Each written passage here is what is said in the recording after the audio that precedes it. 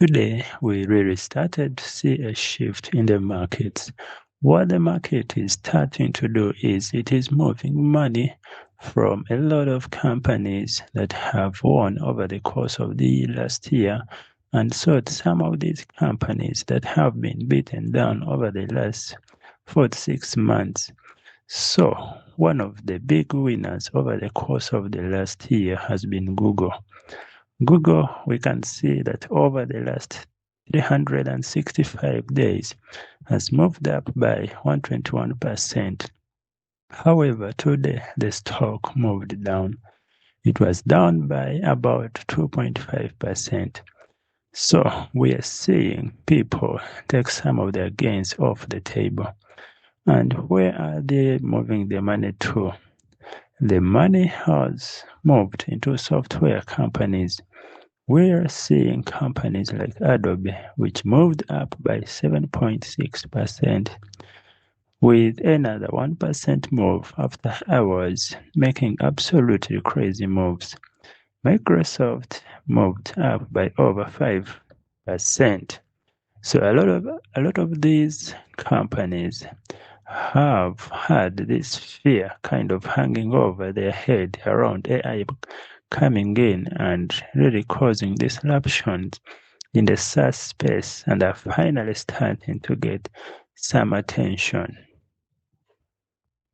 I mean, a lot of these software companies have been related in major ways, and Adobe is clearly one of those.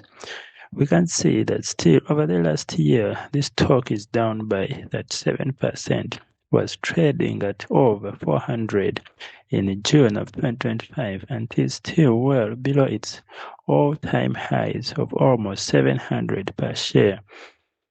And one of those companies to benefit probably the most from this turnaround is ServiceNow. And the reason for that is ServiceNow has been beaten down like a software company.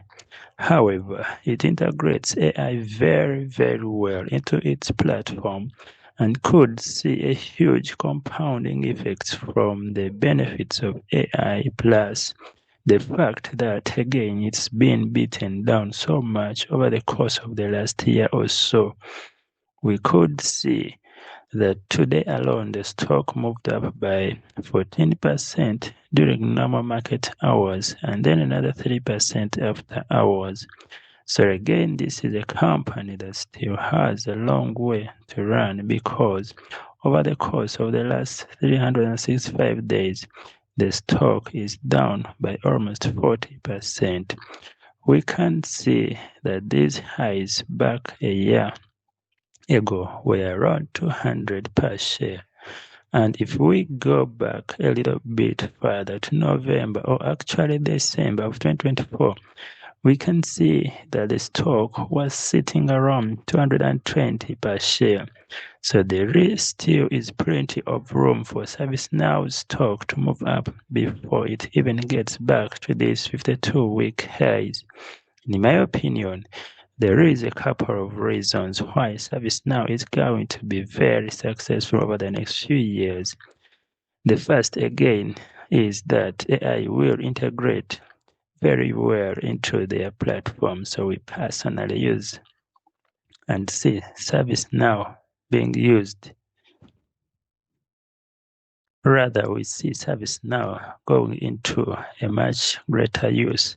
And the way that it appears in business is basically that if you want, for example, to access and show information that you want, or some policy for human resource, you can go in, you can basically go into the company website that is hosted through ServiceNow. ServiceNow has built-in AI tools. You can search those policies, find whatever you are looking for. So that is very, very important. Again, AI will integrate very well into their platform. However, the thing that I think is going to be even more important in the future is the fact that is a subscription-based business model.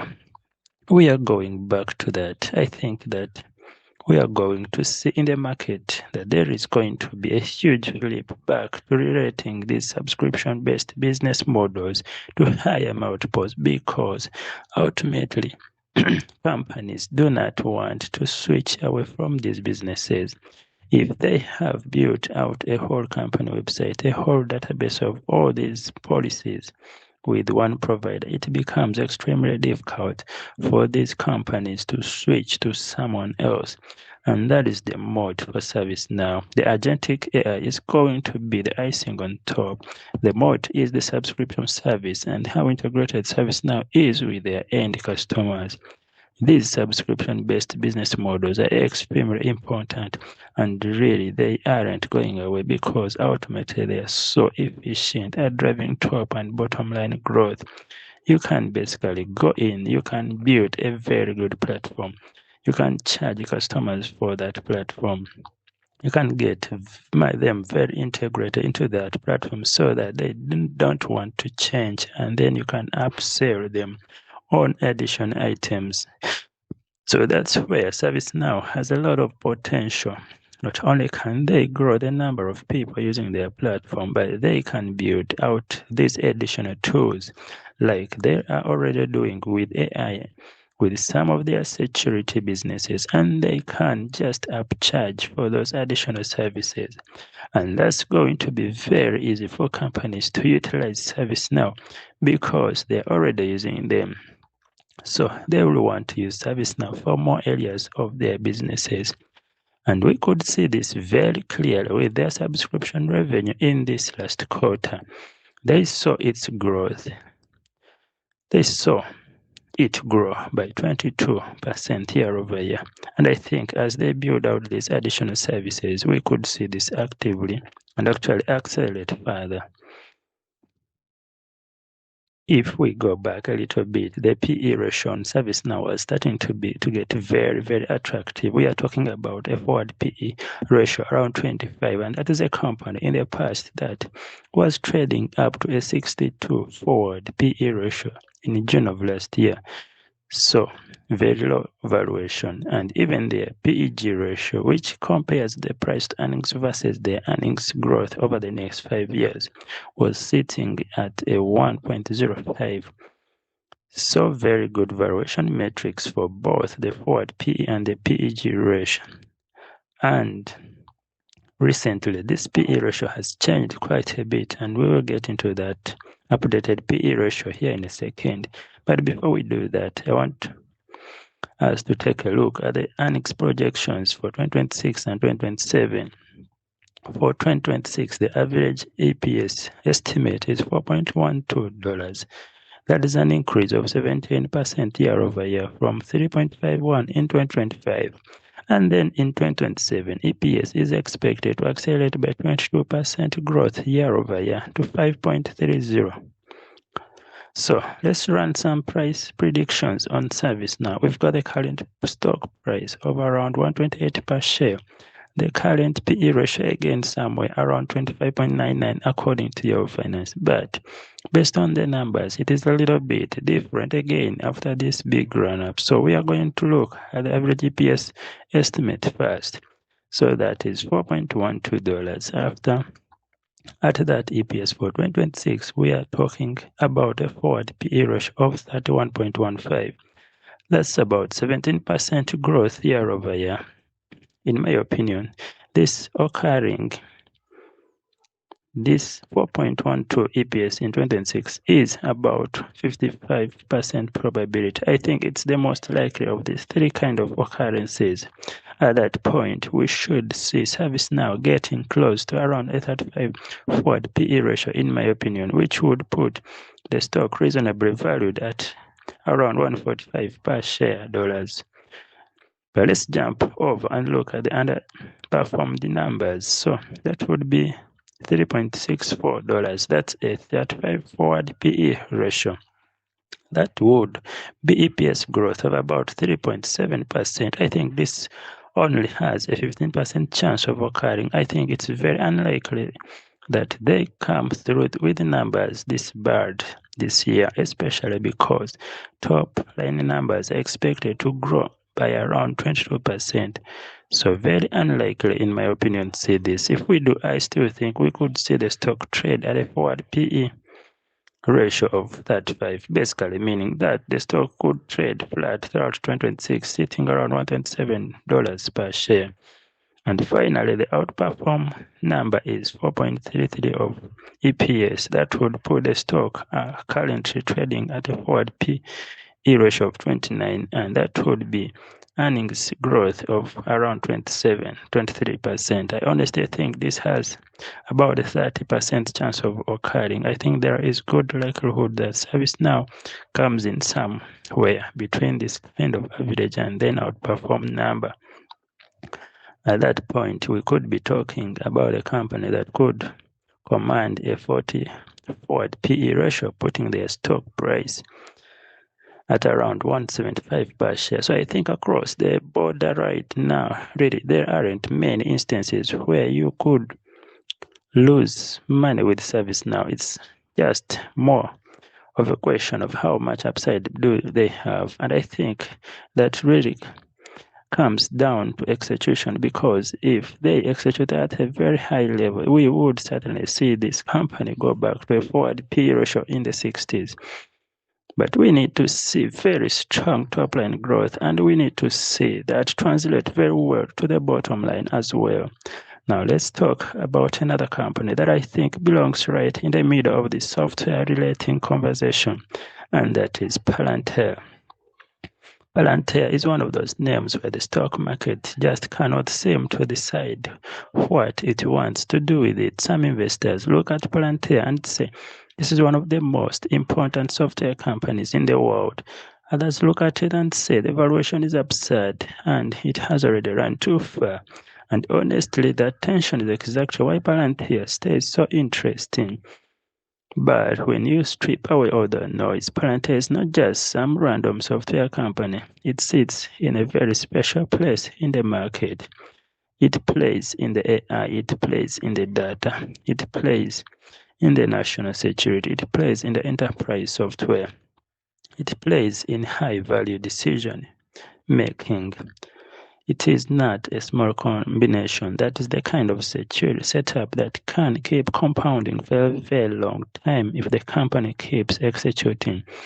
And that's why the growth story matters so much. Investors are not just trying to figure out whether Palantir can grow. They are trying to figure out how much of the future it can capture.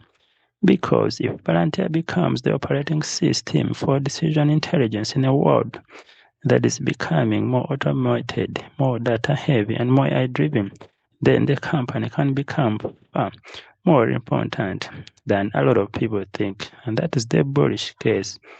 The bearish case, of course, is simple. The valuation is high, the expectations are huge, and the market has already priced in a lot of optimism. So if growth slows even a little bit, the stock can get hit hard. That's the risk with Palantir. It's not that the company isn't real. It is that the stock is always trading against a very demanding bar. But this is also what makes it such a compelling name, because when Palantir reports strong numbers, the market starts to wonder if the company is actually becoming one of the great software compounders of the AI era. And when the market starts to think that way, the stock can move very quickly. One of the reasons Palantir keeps winning attention is because the company has been building in areas where it is hard to replace. And that is where Palantir's product story becomes powerful. It's not just about the AI models. It is about turning AI and data into operational advantage. It is about helping organizations actually use the information they already have. That is a much bigger and more defensive business than people sometimes realize. And from an investor perspective, the interesting thing is that Palantir has the rare mix of being both a growth story and a strategic infrastructure story. Some companies are on one or the other. Palantir tries to be both, and that is why it is able to attract so much debate and so much royalty at the same time. And that's why so many investors are willing to look through the short-term noise. They know the stock can be volatile, they know the valuation can be uncomfortable, but they also know that if the company keeps executing, the narrative can keep getting bigger. And there is another angle to think about with Palantir, and that is the market rotation itself. When investors start moving money out of the obvious winners and into the names that were left behind, software can get a second life. That's exactly the kind of environment where Palantir can do well because it is already one of the most recognized names in the software and AI world, and is still having enough skepticism around it that can benefit from a re-rating when sentiment improves. Now, with all that said, the big picture is this. Software is getting a second look. AI is still driving major demand, and names like ServiceNow and Palantir are at the center of that conversation. AMD still has a lot going for it too, but there's a much more demanding setup at these levels. So let me know your thoughts down below. And do you like ServiceNow? Do you like AMD? Do you like Palantir? What's your price target for each of them, and which one do you think has the best upside? Please drop a like if you have benefited and subscribe for more videos like this. And as always, I wish you to put God first in whatever you do and have a nice day. Blessings.